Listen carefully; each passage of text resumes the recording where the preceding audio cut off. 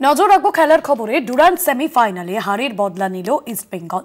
রবিবার কলকাতা লিগের সুপার সিক্সের গুরুত্বপূর্ণ ম্যাচে ডায়মন্ড হারবার এফসির বিরুদ্ধে 1-3 গোলে জয় পেল ইস্টবেঙ্গল। ইস্টবেঙ্গলের হয়ে জোড়া গোল করেন জেসিন্টিকে।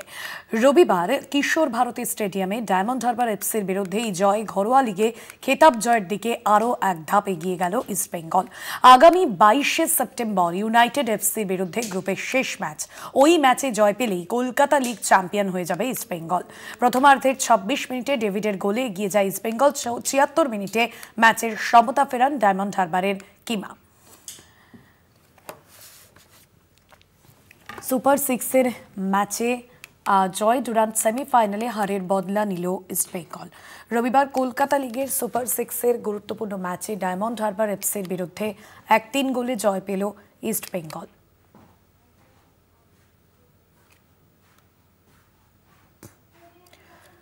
আমাদের প্রতিনিধি স্বপন পাল রয়েছেন ফোন লাইনে। স্বপনদা, এই জয়ের পর ইস্টবেঙ্গল শিবিরে কতটা অক্সিজেন যোগাবে এই জয়, এবং পাশাপাশি আজকে এই জয়ের অন্যতম নায়ক কে হলো?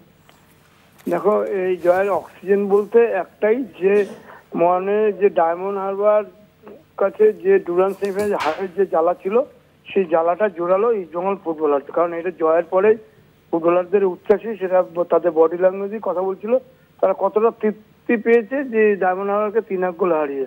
সুতরাং বলার অপেক্ষা রাখে না, এখন শুধু ইস্টবেঙ্গলের শুধু চ্যাম্পিয়নশিপের লড়াইয়ে আর একটা ধাপ বাকি। সম্ভবত যদি সব ঠিকঠাক মসৃণভাবে চলে তাহলে ঘরোয়া লিগ আবার চ্যাম্পিয়ন হবে ইস্টবেঙ্গল। কারণ গত মরশুমের এই চ্যাম্পিয়নশিপের লড়াইটা এখন শুধু কোর্টের মধ্যে আটকে আছে, সেখানে এখনো ঘোষণা হয়নি। সেখানে কিন্তু ইস্টবেঙ্গল চ্যাম্পিয়ন অন্যতম দাবিদার। সেখানে ডায়মন্ড হারবার কলকাতা হাইকোর্টে কেস করেছিল, সেখানে পয়েন্টের একটা ভাগের একটা বিষয় ছিল, সেটা এখনো ঘোষণা হয়নি।